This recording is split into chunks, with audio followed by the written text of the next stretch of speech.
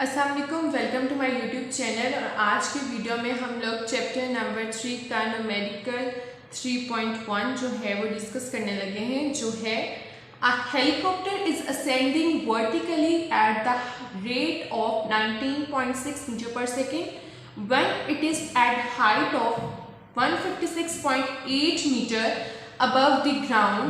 A stone is dropped. How long does the stone take to reach the ground? अब हमारे पास एक helicopter है, ठीक है, जो कितनी स्पीड से जा रहा है 19.6 मीटर पर सेकेंड। तो जो इसकी इनिशियल वेलोसिटी है वो हमारे पास क्या है 19.6 metre per second when it is at the height of 156.8 metre, जब वो हमारे पास 156.8 मीटर्स की हाइट पर है, ठीक है, अबव द ग्राउंड, ग्राउंड से ऊपर वो 156.8 मीटर की हाइट पे है। तो वहाँ से अ स्टोन इज ड्रॉप, तो वहाँ से हम एक स्टोन जो है उसको ड्रॉप करते हैं, ठीक है, नीचे की तरफ फेंकते हैं। तो यहाँ पर हमारे पास क्या होगा, नेगेटिव साइन होगा, क्योंकि इस हाइट से हम लोगों ने जो स्टोन है उसको ड्रॉप करना है। तो ये डाउनवर्ड डायरेक्शन को इंडिकेट करने के लिए हम यहाँ पर नेगेटिव का साइन लगाएंगे, ठीक है। और how long does the stone take to reach the ground, तो हमारे पास जो वैल्यू ऑफ जी है, ग्रेविटी की जो वैल्यू है वो कितनी है 9.8 मीटर पर सेकेंड। अब हम लोगों ने जो स्टोन है उसको ड्रॉप किया है डाउनवर्ड, तो हमारे पास क्या आएगा, नेगेटिव साइन आएगा, ठीक है। वैल्यू ऑफ जी हमारे पास क्या होगी, नेगेटिव होगी, ठीक है। हमने क्या फाइंड आउट करना है, टाइम फाइनली हमने जो है वो फाइंड आउट करना है कि how long does the stone take to reach the ground, कि उसको कितना टाइम लगेगा कि वो ग्राउंड पे पहुंच जाए, ठीक है। तो हम लोगों ने बेसिकली जो चीज़ है जो फाइंड आउट करनी है वो क्या है, फाइंड हम लोगों ने क्या करना है, टाइम, कि कितना टाइम लगेगा उसको ग्राउंड तक पहुंचने में। तो हम यहाँ पे अपनी जो सेकेंड इक्वेशन ऑफ मोशन है S is equals to V I T plus half G T square, ठीक है, इसको यूज करेंगे।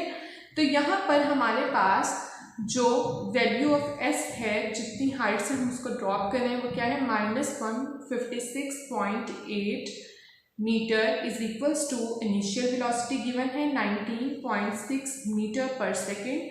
टाइम की वैल्यू हम लोगों ने फाइंड आउट करनी है प्लस हाफ, जी की वैल्यू क्या है -9.8 metre per second square into T square, time हमें फाइंड आउट करना है, ठीक है। हम इसको सॉल्व करते हैं तो हमारे पास क्या आता है 156.8 इज इक्वल्स टू 19.6, टी अंदर मल्टीप्लाई हो जाएगा, और यहाँ पर हम इसका जब हम लोग half A T G T square, तो हमारे पास ये क्या आ जाएगा, half plus into -9.8 T square, ठीक है।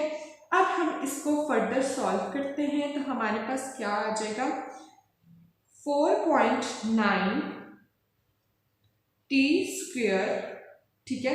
जब हम इसकी कैंसिलेशन करेंगे 9.8 डिवाइडेड बाई 2 तो हमारे पास -4.9 आएगा, तो हम इसको उस साइड पे ले जाएंगे, तो -4.9 टी स्क्वेयर, इसको भी इस साइड पे ले आए 19.6 इंटू टी और -156.8 इज इक्वल्स टू 0।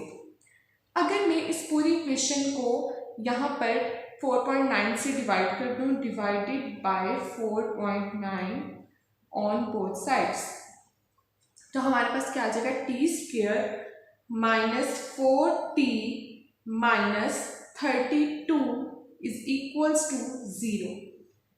अब ये हमारे पास एक क्वाड्रेटिक इक्वेशन बन गई है, ठीक है। उसको हम किस तरह से लिखते थे कि X square plus B X plus C, कोई भी हमारे पास ये कांस्टेंट होता था, A X square plus B X plus C is equals to 0। तो ये हमारे पास क्या होती थी, एक क्वाड्रेटिक इक्वेशन होती थी। अब हम अपनी क्वाड्रेटिक इक्वेशन को किस तरह से सॉल्व करते थे, हम कंप्लीटिंग स्क्वायर के मेथड से भी सॉल्व कर सकते थे, हम इसको बाय फैक्टराइजेशन भी सॉल्व कर सकते थे, और बाय क्वाड्रेटिक फॉर्मूला भी सॉल्व करते हैं। तो अब हम इस इक्वेशन को, सबसे जो इजी हमारे पास मेथड है वो क्या है कि हम इसको इस इक्वेशन के फैक्टर्स बना लें और बाय फैक्टराइजेशन हम इस इक्वेशन को सॉल्व करें। बाय फैक्टराइजेशन तो हम इसके फैक्टर्स बना लेते हैं। तो फैक्टर्स तो हमें बनाने आते हैं t² minus 8t plus 4t minus 32 is equals to 0 कि हम इन दो टर्म्स को मल्टीप्लाई करें तो हमारे पास ये टर्म आनी चाहिए, और अगर हम प्लस माइनस करें तो हमारे पास -4 आना चाहिए। तो 8 -8 प्लस 4 -4 और 8 4 सा 32 प्लस माइनस माइनस का 32। तो हमारे पास इसके जो फैक्टर्स हैं वो तो बन गए। अब हम इसको सॉल्व करते हैं फर्दर। तो यहाँ पर हम लोग अपना जो t है वो कॉमन ले लेते हैं। तो t -8 प्लस 4 कॉमन ले लेंगे तो t -4 8 सा 32। तो यहाँ पर हमारे पास ये चीज़ आ गई।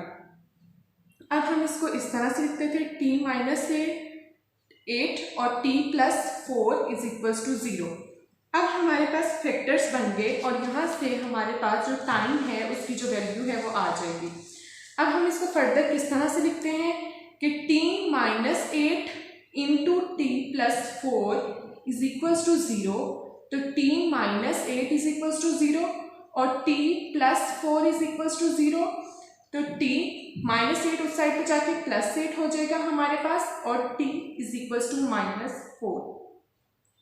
तो t हमारे पास बेसिकली हम जो टाइम है वो फाइंड आउट कर रहे हैं। तो हमारे पास क्या आ जाएगा, सेकेंड्स, इसके साथ यूनिट आ जाएगा। ठीक है, अब हम लोगों ने एक हमारे पास जो वैल्यू है वो t is equals to 8 seconds और t is equals to -4 seconds. अब हमारे पास 8 सेकेंड्स आ गई टाइम की वैल्यू और आ गई -4 सेकेंड्स। अब हमारे पास जो टाइम होता है वो हमेशा किस में होता है, पॉजिटिव में होता है। ठीक है, टाइम कभी भी नेगेटिव में नहीं जाता है। Time can not be negative, time can not be negative. तो हमारे पास जो स्टोन है उसको कितना टाइम लगेगा टू रीच द ग्राउंड, तो वो हमारे पास 100 t is equals to 8 seconds. तो ये हमारे पास हमारा जो टाइम है वो 8 सेकेंड्स, वो हम लोगों ने फाइंड आउट कर लिया कि 8 सेकेंड हमें लगेगा time that stone take to reach the ground, कि जो स्टोन है वो हमारे पास ग्राउंड पे पहुंच जाएगा। कितना टाइम लगेगा, 8 सेकेंड्स। तो ये हम लोगों ने अपना फर्स्ट न्यूमेरिकल चैप्टर नंबर 3 का डिस्कस कर लिया।